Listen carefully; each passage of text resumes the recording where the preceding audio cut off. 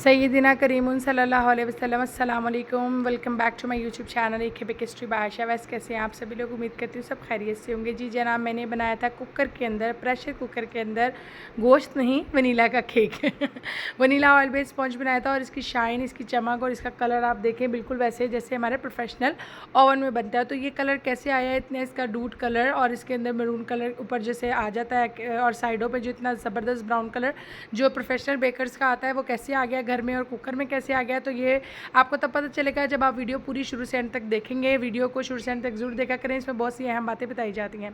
तो जनाब यहाँ पर हम शुरू करते हैं अपनी रेसिपी के लिए मैंने लिए थे 4 बड़े अदद अंडे। अंडों के साथ लिया था 200 ग्राम चीनी के साथ 200 ग्राम ऑल पर्पस फ्लोर अच्छी दुकान से ले लीजिएगा। यहाँ पर 125 ग्राम दूध था जो गवाले का होता है और 110 ग्राम ऑयल था। 1 पिंच ऑफ साल्ट थी, 1/4 टीस्पून जो था वो बेकिंग सोडा और 1.25 जो था वो था बेकिंग पाउडर और साथ में हमने डाला था वनीला एसेंस। हम बना रहे हैं वनीला केक जो कि है ऑयल बेस और ये मैंने बनाना था बटर स्कॉच केक। तो मोस्टली मैं बटर स्कॉच केक या कैरेमल केक के लिए ऑयल बेस स्पॉन्जी वनीला का बनाती हूँ। अदरवाइज़ मैं अगर फ्रूट कॉकटेल वाला बनाऊँ तो विदाउट ऑयल के बनाती हूँ। और यहाँ पर मैंने लिया था 6x6 का पैन जो कि था हाइटेड, ठीक हो गया। और इसको हमने बनाया था प्रेशर कुकर में। प्रेशर कुकर वही जिसमें मैं केक बनाती हूँ हमेशा से और उसमें मैंने बनाया था। और यहाँ पर हम अपने इंग्रेडिएंट्स के साथ अब शुरू करेंगे इसको बनाना है। इसके मेथड को आपने ज़रूर गौर से देखना है कि किस हद तक मैं केक के लिए जो है वो अंडों को बीट करती हूँ, क्या करते हैं। और ये हम बनाएंगे हैंड बीटर के साथ, ठीक हो गया। यहाँ पर हमने ये प्रेशर कुकर का इस्तेमाल किया जिस बेचारे की हड्डी भी टूटी पड़ी है।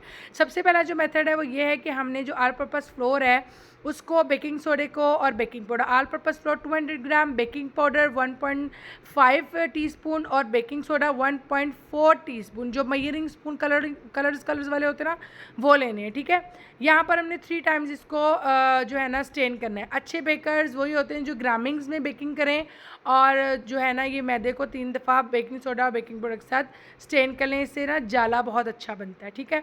बहरहाल जी जनाब ये एक टिप है और अगर आप इस्तेमाल करेंगे तो आप ही का फ़ायदा, नहीं इस्तेमाल करेंगे तो भी पता नहीं नुकसान है या फ़ायदा, ये नहीं मुझे पता। बहरहाल फ़ायदे की बात ही बताई जाती है और फ़ायदा ही होगा।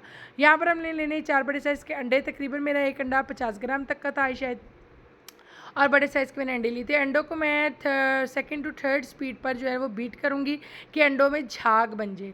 अंडों में जैसे झाग बनना शुरू हो जाएगी, अंडे यानी कि डबल वॉल्यूम कर लेंगे, तो हम यहाँ पर इसमें गाय बगाए चीनी डालेंगे, यानी कि पोर्शंस में हम चीनी डालेंगे ताकि चीनी अच्छी से हमारी डाइल्यूट हो जाए, ठीक है। यहाँ पर हमने 3rd नंबर स्पीड कर ली, झाग अच्छी से बन गई है और डबल हो गए अंडे। और यहाँ पर हमने डाल रहे हैं चीनी जो है आइसिंग शुगर। मैं घर में आइसिंग शुगर नहीं पीसती हूँ, यानी कि नॉर्मल बेकर्स ये भी करती हैं कि घर में चीनी पीस लेती हैं।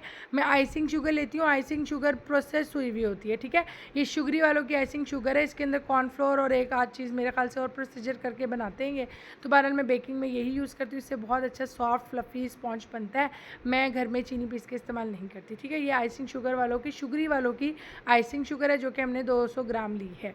अच्छे से इसको बीट करना है कि इसका वॉल्यूम डबल हो जाए, डबल से ट्रिपल हो जाए और इस वाइट कलर हो जाए इस बैटर का, ठीक है। अच्छे से बैटर वाइट कलर, मैंने बहुत ज़्यादा स्पीड नहीं की वीडियो की ताकि आपको आइडिया हो जाए। यहाँ पर जब हमारा वाइट कलर हो गया और डबल ट्रिपल वॉल्यूम हो गया तो हमने जो गवाले का दूध रखा था रूम टेम्परेचर वाला वो डाल दिया और उसके साथ हमने थोड़ा थोड़ा करके ऑयल डालना है। और अपने बीटर की स्पीड हमने 1 नंबर और बढ़ा दी थी, यानी कि मेरी 4th नंबर पर स्पीड थी बीटर की और मैंने अच्छे से इसको बीट कर यहाँ पर जो हमने पिंच ऑफ साल्ट रखा था वो भी डाल दिया। अच्छा, नमक ना मेरी स्ट्रेनर से निकलता नहीं है, जब स्ट्रेन करती हूँ ना तो इससे जैसे मैं नमक एंड पे डाल लेती हूँ मैदे और उसमें नहीं डाल के रखती, ठीक है। अच्छे से हमने इसको बीट करना है। बीट करने के बाद बीटर को करना है हमने tata bye bye. Tata bye bye करने से पहले मुझे याद आ गया कि वनीला एसेंस तो डाला ही नहीं। यहाँ पर हम डालेंगे रॉयल वालों का, मेहताब एसेंस से मिलता है, इनकी शॉप है गणपत रोड पे भी कराची एसेंस वालों के साथ, और इनकी शॉप है खान बाबा रेस्टोरेंट के साथ चुबुर्जी में भी, ठीक है। यहाँ से आप इजीली बाय कर सकते हैं। कराची एसेंस इस्तेमाल करें या रॉयल एसेंस इस्तेमाल करें, दोनों की फ्रेगनेंस तकरीबन सेम है और प्राइस भी तकरीबन सेम है, लेकिन मुझे एज़ कम्पेयर टू कराची वालों की इनका एसेंस ज़्यादा सॉफ्ट और मज़े का लगता है। इसकी फ्रेगनेंस बहुत लाइट है, बहुत मज़े की लगती है।